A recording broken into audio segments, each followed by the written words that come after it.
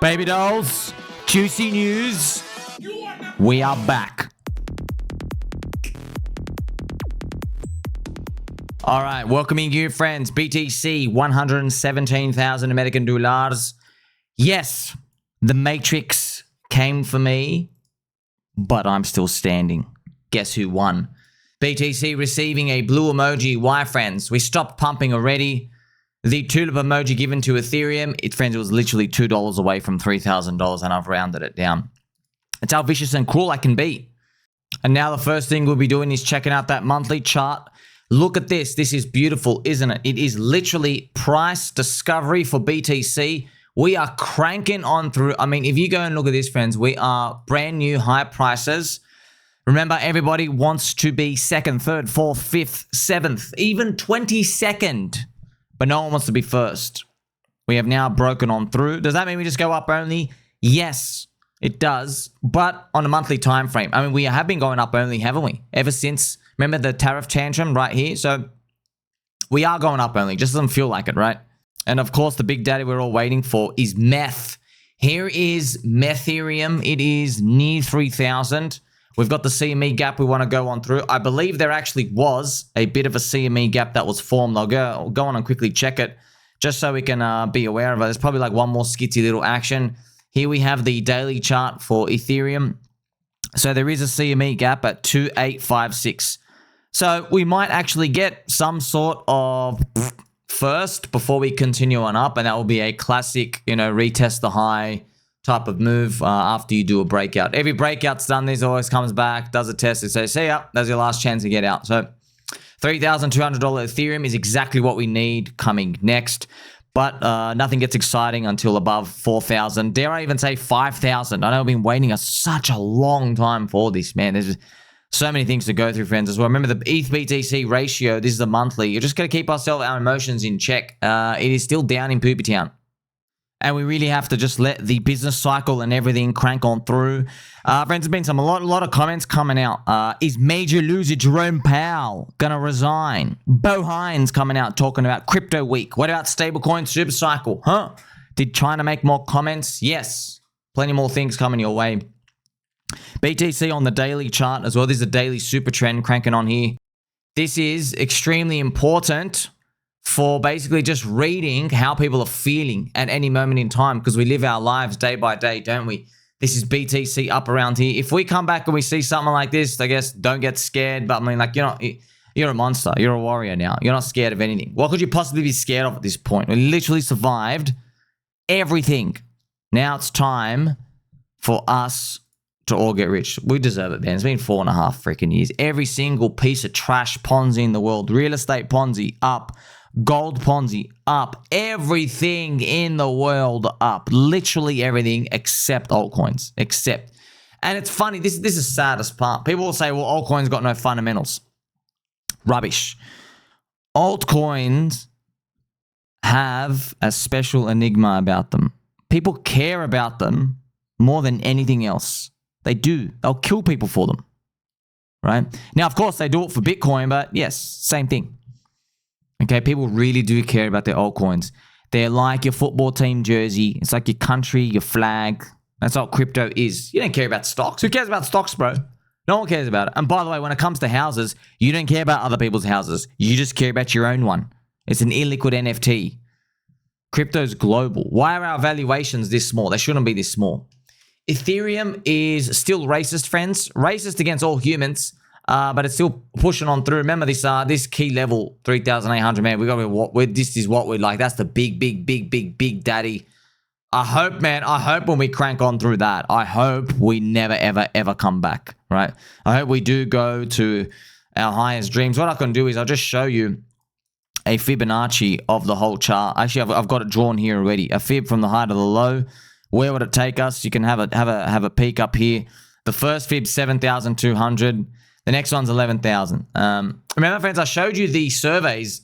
Pretty much only like 17% of all holders think Ethereum's going to 9,000 this cycle or above. 17%. Whoa. And all the people are simultaneously stacked on Soylana 1,000. Man, it's just like asking for it. Soylana's great. You had a year and a half of going up only. What, you want more? You're being greedy. Just admit you're being greedy. You've literally been running up for a year and a half. You know altcoins don't run up for a year and a half. I've even shown you the data of all the charts. A very long time for an altcoin to run up only is 6 months. Very long. And then Solana went into month 8, month 10, month 12, month 15. Still running up, you know? And so I'm like, you got to ask, why is anyone taking profit? Well, look, it ran up so much. Why? Because like Ethereum just looks so bad, so much soy, third cycle curse. The layer 2s are dog shit. All the VC grifts. People would rather just go buy Toe Jam, Foot Cabal, LA vape trash on Pump Fund and lose all their money, which is they did. And they pretty much just, it's self-sabotage at that point. But, I guess we'll see what happens when it comes to the institutions and everything out here. This is the Bitcoin dominance as well. Bitcoin dominance, it's the ratio of altcoins and Bitcoin together. So it's very, very interesting how it works, isn't it? And it's been pretty much pushing us for a very long time when it comes to this, waiting and waiting and waiting forever. Man, it's like I covered this yesterday as well, but I just got to remind you, man, like this thing has been going on for so long. I just don't think once it finally turns, I just don't think it just stops. It can't stop. Like there's just too many strong hands here. Way too many. Now, I know what everyone's secretly saying. They go, oh, I wish I was going to get Bitcoin. No. What happens is, you know how what happens, right? When this thing starts to pretty much go down, when it starts going down, okay, there is a very compelling narrative why Bitcoin is pretty much pooped. Okay, it's very compelling. And it's going to make sense. You know all those Bitcoin, I'll give you one example. You know the Bitcoin treasuries, they're already rotating into poop coins. Yeah, some of them got BNB. Some of them have upped their soy. Right, we're already seeing them in Ethereum. You get it? So you might think, oh no, but Bitcoin's credible, neutral money. Shut up, bro. They're treasury companies. They're companies. They don't care about crypto. They've never cared about crypto. They care about the moolah, the dollary doonies. That's what they care about. They've never cared about crypto. They just care about increasing their stonk price so they can dump. So how are they going to react when someone uses their fund to buy BNB and BNB is outperforming Bitcoin 2-to-1, which means BNB BTC ratio is up 100%, right? Because then they step into that. And then what if Soylana or anything else is outperforming that too? Do you think people are going to sit on their Bitcoin and go, wow, it's fantastic? Now, here's the thing. If you speak to most Bitcoin maxis, they'll say yes. But why do they say yes? It's because they genuinely think in the next 6 months, they think this Bitcoin is going to be 300K. That's what they think. They think all these people entering, Bitcoin's going to be 300K and they don't need to move out. Okay, what if Bitcoin's 140K? What if it stops there? What if that's the pit stop? You have a plan for that? So there'll be stuff like that happening, and then you get to see these everything I've been saying has been true. These people aren't special, right? They're boomers. They're boomers for a reason. Okay, we are the future. We're the people. We come into crypto. We're like, let me put money into this up only Ponzi thing that's been going down there for 4 years, and I'm just not gonna leave. I'm literally just not leaving. Don't care. Not leaving. No cash flow, la la la la, can't hear you, not leaving. They've never seen anything like that at all, friends, at all. Like, do you have anybody shilling any stock? Johnson & Johnson make amazing baby bump powder, but are there any Johnson & Johnson maxis out there who are literally, with fluffy microphones, out streaming, talking about the price and doing all that? No one cares about it, okay? The baby bump powder is great, but the baby bump powder is not the company. They're two separate things. The stocks are meant to link it, right? But in crypto is different, friends. Crypto is like Tesla and Amazon, where actually less so Amazon, but more so Tesla. So the holders are the product. Yeah, that's the difference. You know that? That's the magic about Tesla. Why do you think Tesla's got a scarcity premium? It's because the shareholders, they buy the cars. They participate in the ecosystem. They love Elon, right? They are saluting to the guy with the mustache on Grok. They're using Grok V4. They're really into it, And that's why people in the stock market world, they're like, this is preposterous. This never existed. Yeah, you're a boomer. You don't know this new world. This new world is more competitive. Yeah, because there's companies everywhere and there's shares everywhere, right?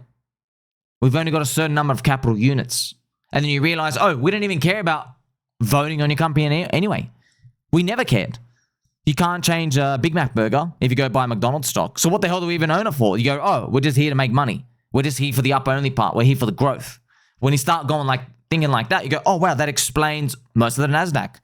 That explains most of just pretty much everyone under Generation X who are coming in and joining networks on the internet. Because you have to be a part of it. You actually have to be a part of it. You own a share of it. It's not, oh, you own a share of a vote which may or may not be held up when you actually need it to, right? That's how we know crypto is the future. We're not priced like we're the future right now. Right now, we're priced like we're a scam. At 3.6 trillion, I mean, friends, this is an abomination. Check this out, right? I mean, stocks are 150 trillion. Gold is 22 trillion. You see what I mean? Property, real estate Ponzi, 200 trillion. Why should crypto be 3.6? It shouldn't. You know, I'm hoping it goes closer to 5 to 10. Yeah, but then what? Right? That's fair for us. 5 or 6 might be fair. I actually think it should be higher than that. So that's the thing, friends. Markets, they don't go to fair value and they stop. They go to fair value and then people get so excited because they don't think there's going to be a dip ever again, and then they give it another flush.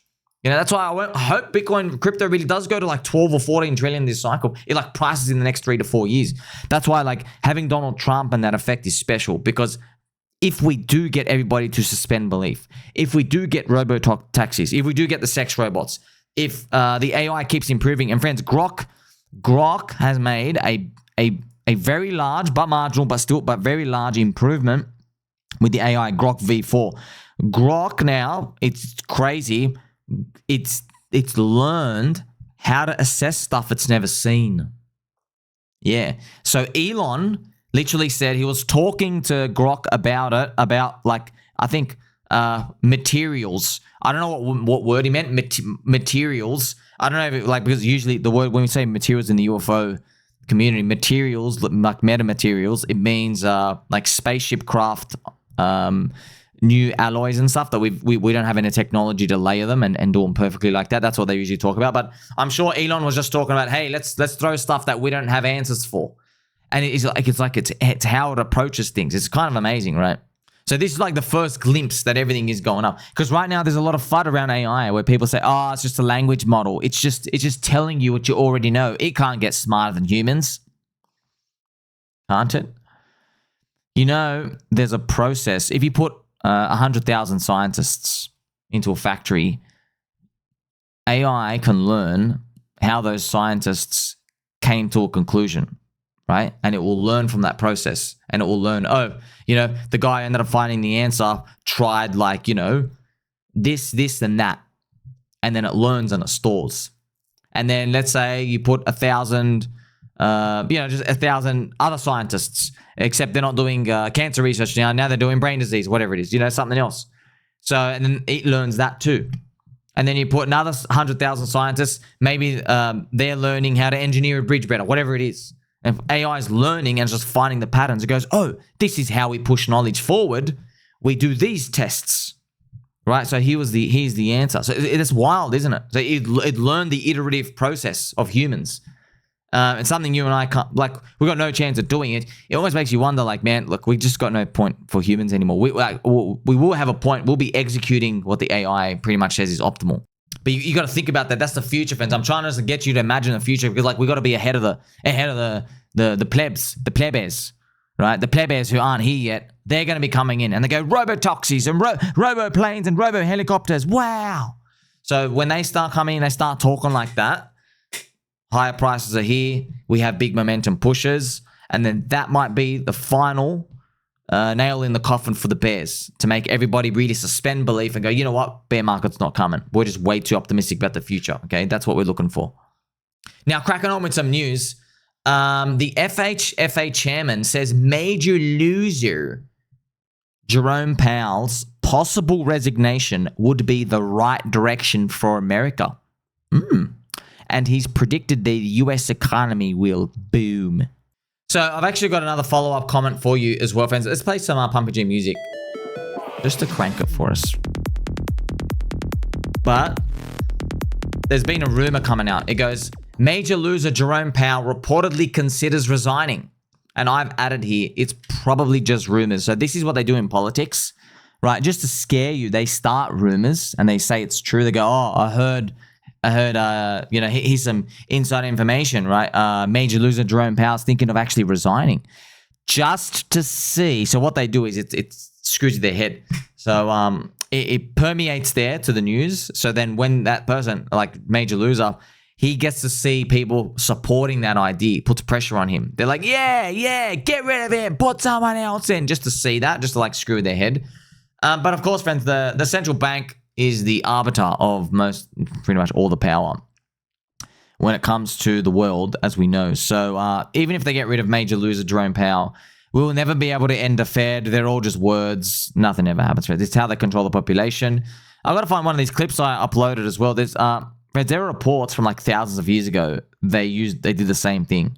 Maybe not thousands, but yeah, like long. They've been doing this like 1,000+ years, where people come into it's kind of wild, these stories actually. Look, it gets a bit deep, right? It gets really, really deep, if you know what I mean. UFO level deep, but and so it's written in history, so you go argue with history. But yeah, there are these intruders that come into villages or towns and cities back 1,000 years ago, and they introduce their own currency. They enslave the people, and they get everybody to work for the currency. And what they do is they print more of the currency every year, and the powerful people get the inflation. Now, this is what I only thought originally this was a phenomena from 300 years ago, which started in Netherlands. But no, this has actually been going on literally since we started making cities and just humans being together. Someone comes in and said, there's always a way to control us, right? Because that's the thing, friends. Money is, what happens is you work, you store your value in the currency, yeah? So basically, if they control the money, they control your labor, okay? You got to understand that. So if we had no free will and we were just literally chained up slaves and they're just whipping us, now they control your labor directly, okay?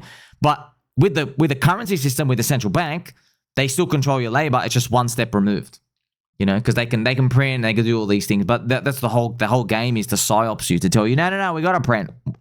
We got to print. Translation, I got to steal more of your purchasing power, right? That's why crypto is just a better system, man, because it's more transparent. That's why it's just better. So we'll see how major loser plays out in that camp. Roca Negra has bought nearly an equal amount of BTC and ETH. That is my conclusion, just showing you. So they bought $330 million of each, which is huge. Okay, now I think this is actually big, friends.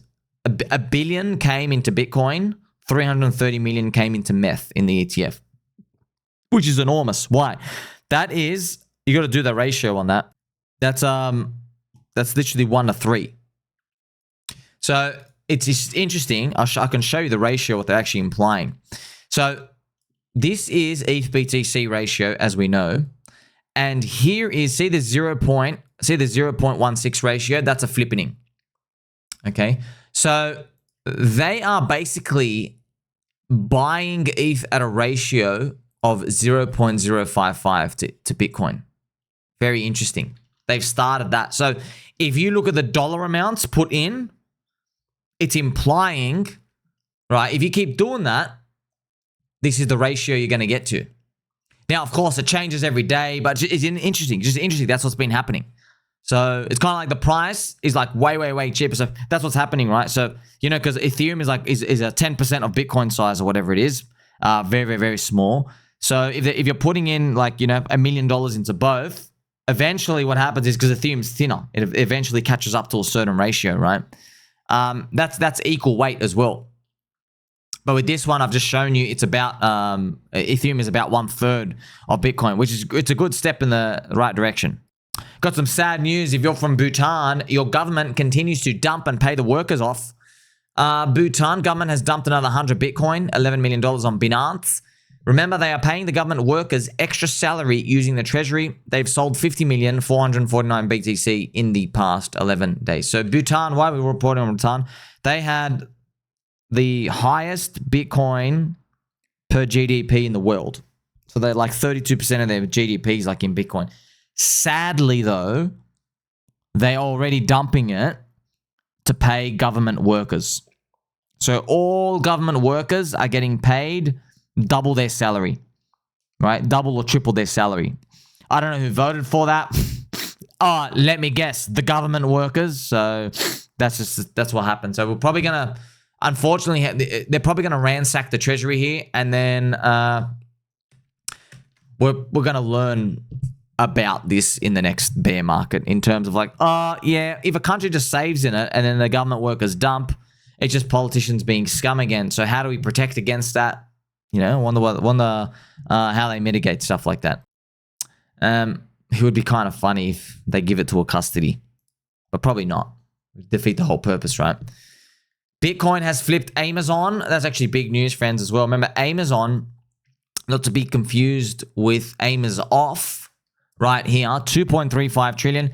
Here is Bitcoin making everybody cope. Here is gold. That's what everyone's going for, right? So everyone on the stock market, in stock market boomer world, when they look at Nvidia, Microsoft, Crapple, Amazon, when they see these companies, they're like, but they made unicorn products and the whole world uses them. Yes, it's true. But gold is a network and Bitcoin is a network, okay? They are networks. Gold is an analog network. It's kind of like it actually is true. If you destroy the internet, there's a solar flare that you can't access the internet anymore, we have gold. Gold is the great price equalizer ratio checker for the whole world. It's been like that for thousands of years, okay? In a digital world though, Bitcoin is the gold standard of the network effect. So hopefully Bitcoiners, which is pretty much all of us, friends, okay? Our number one goal is to psyops the gold holders and get them to rotate in, all right? Get them to rotate into BTC. And then we will see giant, enormous valuations given there. Hopefully we get it, but we've got a while to go. And yeah, to be honest, I mean, like, Bitcoin should flip gold, right? It's a digital version of it.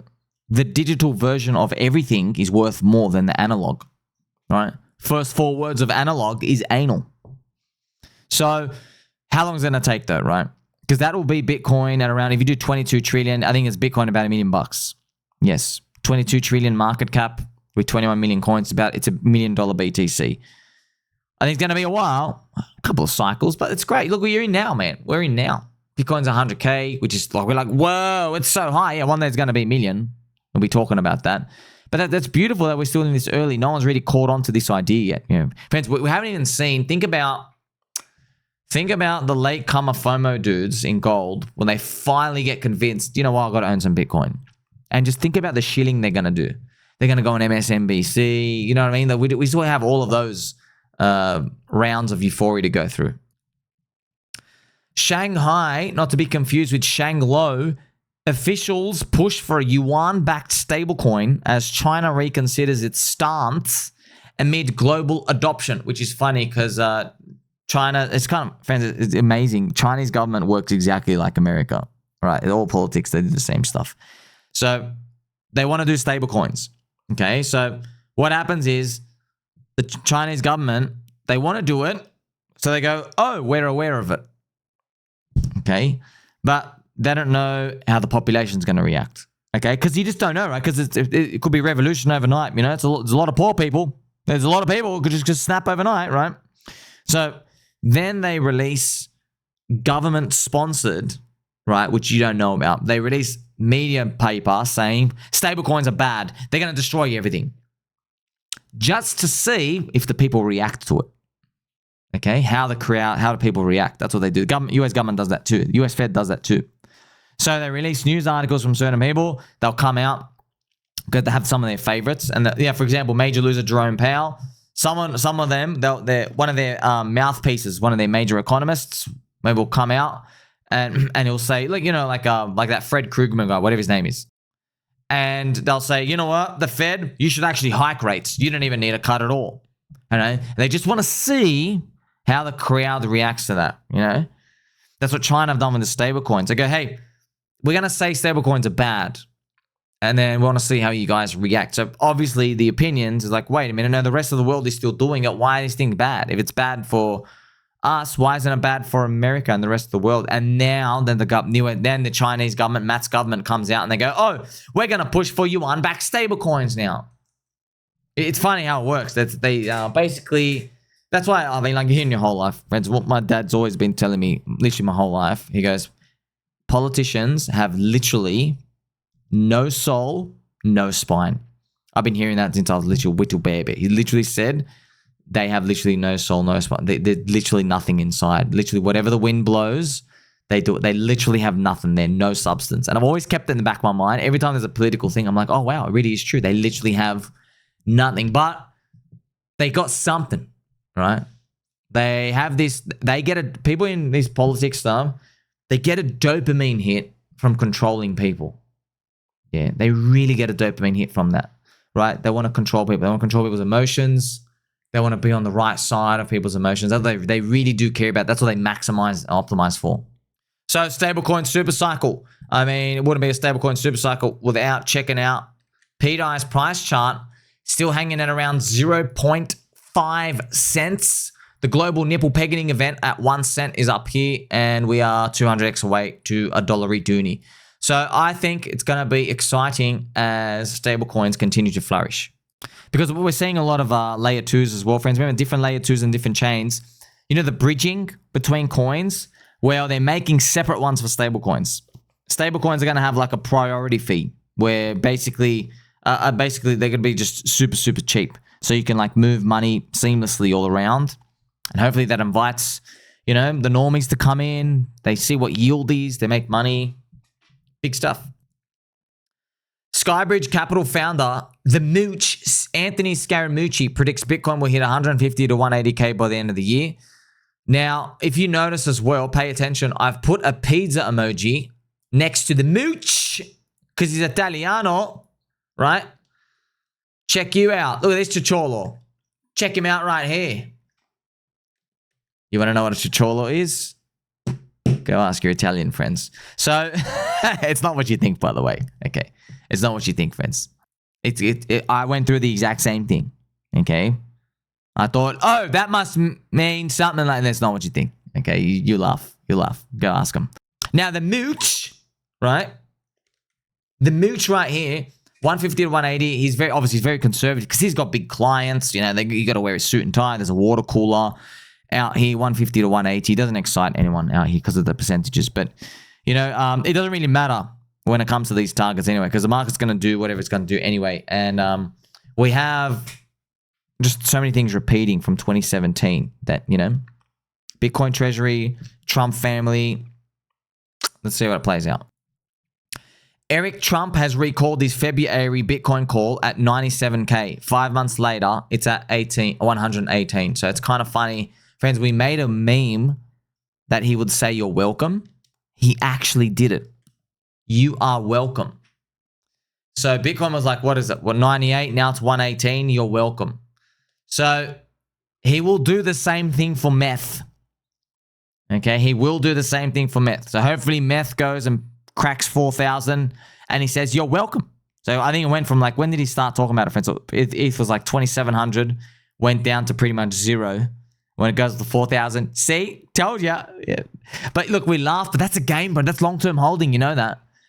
You know, when you know, if you want the highest amount of games, that's what you have to sit through.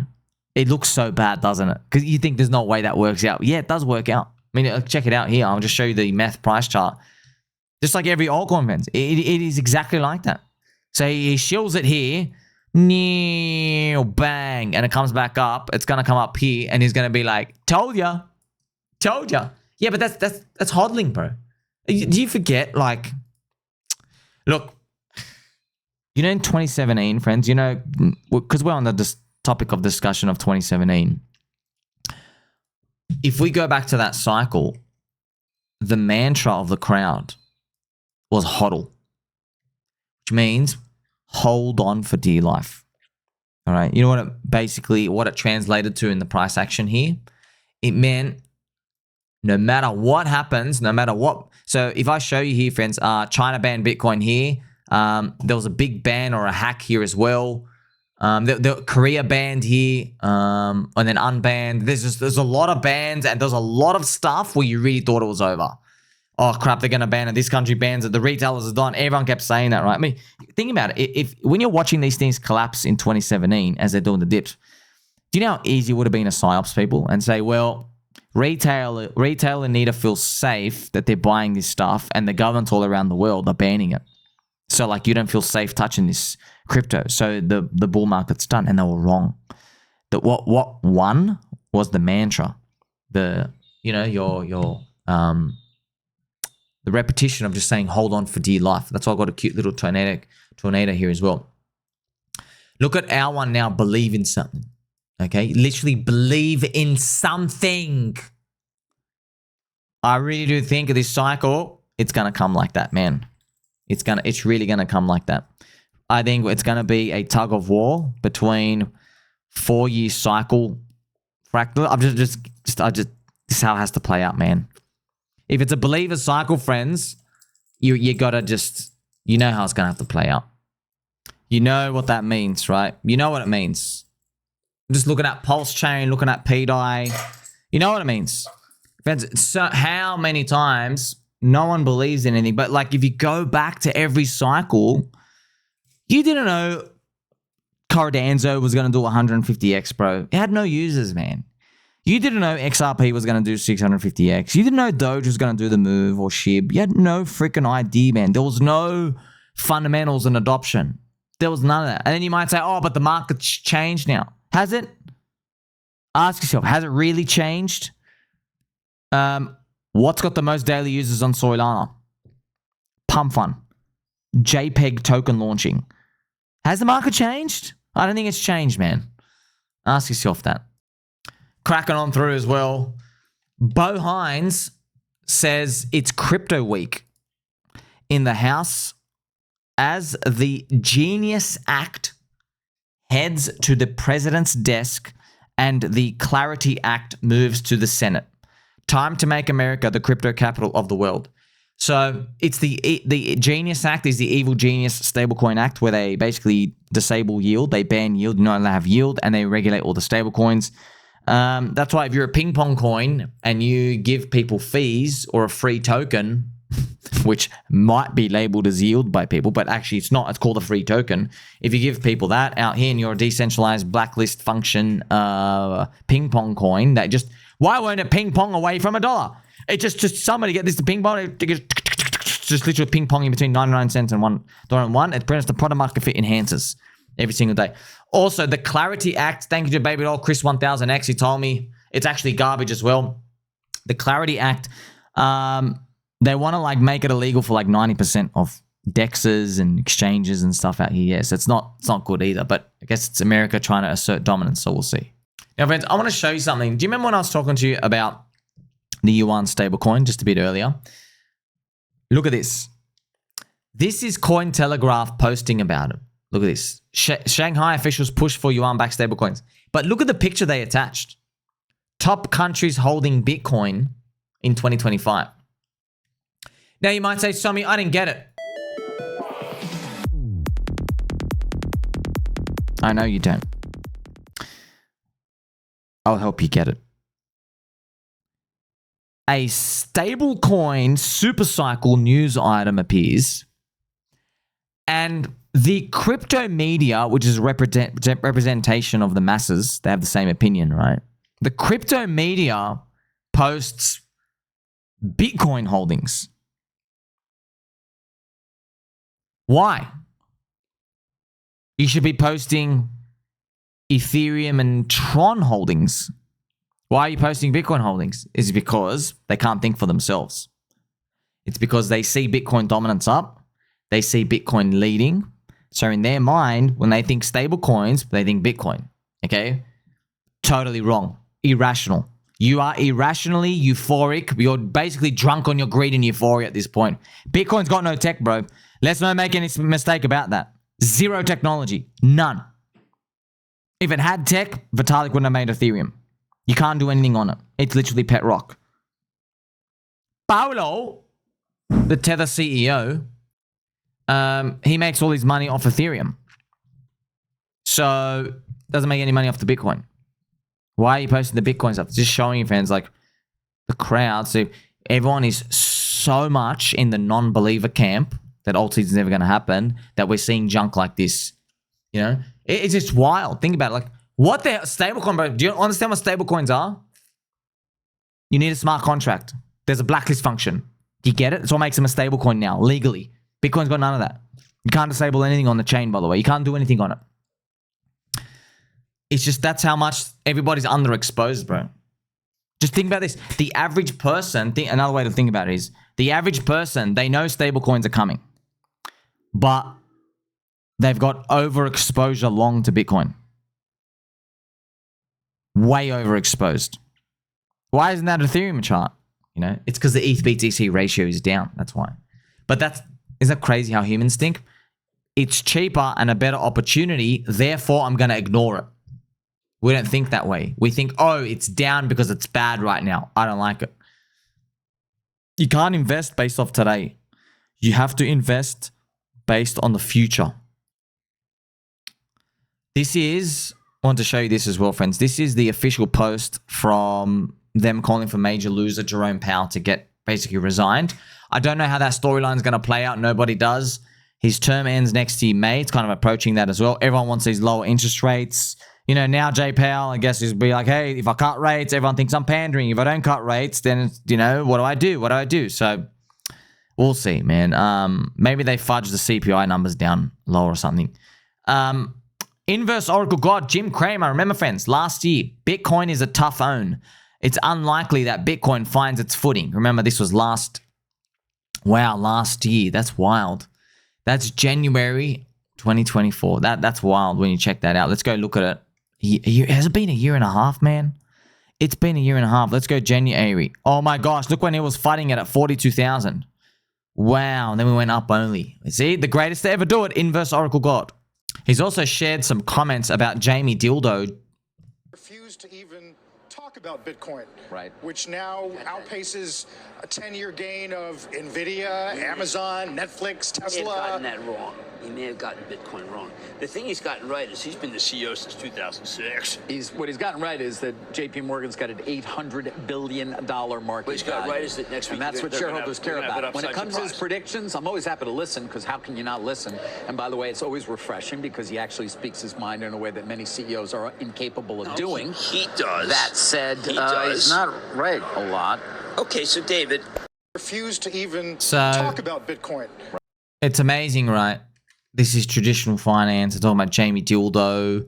It's wild, man. See, did you notice what they said? They go, oh, you know, why is Jamie Dildo important? Because he's got an $800 billion stonk, the JP Mosquito. I guess it's their market cap. Once again, just care about the price. It's the same thing, man. We do the same thing in crypto. You know, it doesn't matter what you do if the price is up. Whee! You know, that's why if Pulse Chain really does crank, friends, we're over 100 billion market cap. Everyone literally... Richard Hart twerking, genius move. Richard Hart, Interpol, part of the story, genius move. Richard Hart, SEC, genius move.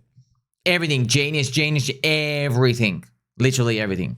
Just like when they're saying right there. So it all comes down to the price. Now, where are we going from here? Remember, BTC on this daily flipping up. Don't be surprised if we come back for that retest thing before we're ready to go. I'm going to hold my breath. I'm thinking, you know, is everything over in the next 2 months or whatever? Because I'm just, man, how can I sit here and think it's over when I know robo-taxis are coming? Quantum stuff is coming. AI is literally accelerating. Like, it's literally marginally getting better, man. It's like it's learning for itself. It's discovering new things. All of this stuff is like literally starting to happen. The rest of the world is still fading it. Right? I can't believe, yeah, we're done in 2 months, dude. I just don't think so, man. I just don't. How? Institutions are just getting in and they're really slow. Right? We got to get, like, you know, we got to get the activist companies like PETA and stuff. They still got to come by the top, whoever it's going to be. So, ultimately, we've waited a very, very long time. But it means, like, look, we've waited a long time. That means it's going to take a lot to change the mindset of all these, like, you know, strong hands, right? Like, when are you going to sell? You know, you might say, oh, 10x higher. And think about it, that's a 10x higher. Do you know what I mean? You're not selling at a 2 or a 3 or a 4 because everything's down 90%. You get it? So I think about the upside and stuff like that and how it's all going to play out. But I guess we'll see how it goes from here. Because the month of Joyful July is playing, and then we have August. And remember as well, I guess next big key date, October. That is the exact 1,064 day 4-year cycle symmetry point. 1,064 days from the bottom. That's when it peaked twice from the bottom. 1,064 days. That would be literally October when we get there. So yes, we'll see. Like, subscribe, belly button on. Catch you soon.